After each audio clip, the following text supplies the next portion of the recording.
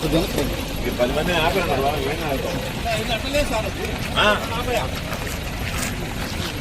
ఇంకెట్లుంటది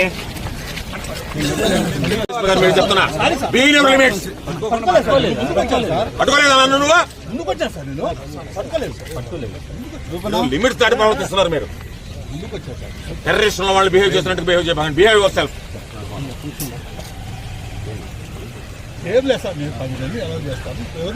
మీరు పంపించండి చూసి భయపడతారు. జై జగన్, జై జగన్, జై జగన్, జై జగన్, జై జగన్, జై జగన్, జై జగన్, జై జగన్. వర్ధిల్లాలి వైఎస్ఆర్ కాంగ్రెస్ పార్టీ, వర్ధిల్లాలి వైఎస్ఆర్ కాంగ్రెస్ పార్టీ, జిందాబాద్ వైఎస్ఆర్ కాంగ్రెస్ పార్టీ, జిందాబాద్ వైఎస్ఆర్ కాంగ్రెస్ పార్టీ, జిందాబాద్ వైఎస్ఆర్ కాంగ్రెస్ పార్టీ. జై జగన్, జై జగన్, జై జగన్, జై జగన్, జై జగన్, జై జగన్, జై జగన్, జై జగన్. జిందాబాద్ వైఎస్ఆర్ కాంగ్రెస్ పార్టీ, జిందాబాద్ వైఎస్ఆర్ కాంగ్రెస్ పార్టీ. జై జగన్, జై జగన్, జై జగన్, జై జగన్, జై జగన్, జై జగన్, జై జగన్. సిగ్గో పోలీసులు అడ్డుకోవడం, సిగ్గో పోలీసులు అడ్డుకోవడం, సిగ్గో పోలీసులు అడ్డుకోవడం, సిగ్గో పోలీసులు అడ్డుకోవడం, సిగ్గో పోలీసులు అడ్డుకోవడం. జిందాబాద్ వైఎస్ఆర్ కాంగ్రెస్ పార్టీ, జిందాబాద్ వైఎస్ఆర్ కాంగ్రెస్ పార్టీ. రైతు ద్రోహి రైతు ద్రోహి రైతు ద్రోహి రైతు ద్రోహి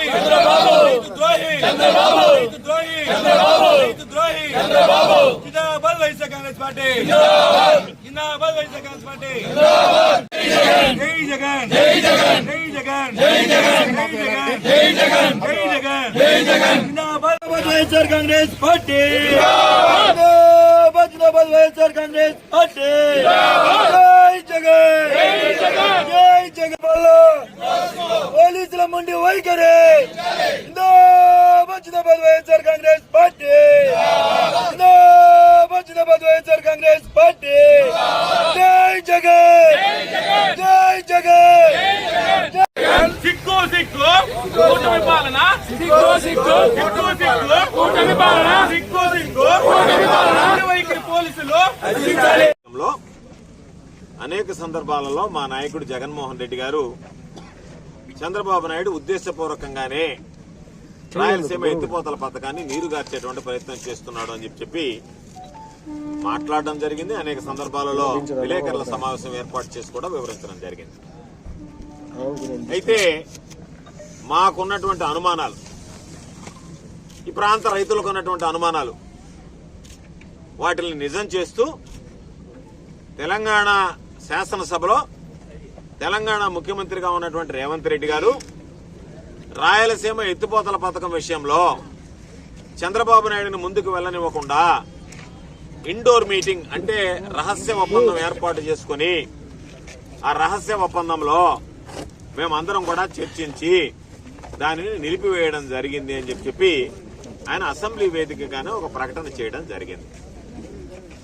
అయితే ఈరోజు మేమందరం మాట్లాడేది ఏమిటంటే, ఏదైతే రేవంత్ రెడ్డి ఒక స్పష్టమైనటువంటి ప్రకటన చేశాడో, రైతులకు సంబంధించి ఎత్తిపోతల పథకాన్ని నిలిపివేయాలని నేను కోరిన మీదట చంద్రబాబు నాయుడు దాన్ని నిలిపివేశాడని చెప్తూ ఇంకా అనేక విషయాలు మాట్లాడడం అని చెప్పి జరిగిందని చెప్పి ఇంక ఏమేమి విషయంలో చంద్రబాబు రాష్ట్ర ప్రజల ప్రయోజనాలను తాకట్టు పెట్టాడనేటువంటిది రేవంత్ రెడ్డి నోటుకుండానే వినాలి. అయితే మేమడిగేది, ఈ విషయం వెలుగులోకి వచ్చిన తర్వాత రైతులందరికీ చంద్రబాబు నాయుడు ద్రోహం చేశాడు మాకు అని చెప్పి ఈరోజు మాట్లాడేటువంటి నేపథ్యంలో మేము నిన్న సోమశిల జలాశయాలను సందర్శించాలనుకున్నాం. ఈరోజు కండలేరు జలాశయానికి రావాలి అని చెప్పి నిర్ణయించుకున్నాం. కండలేరు జలాశయానికి మేము రైతులతో వెళ్లి చూస్తే ఈ ప్రభుత్వానికి ఏమి ఇబ్బంది కలుగుతుందో మాకు అర్థం కావడం లేదు.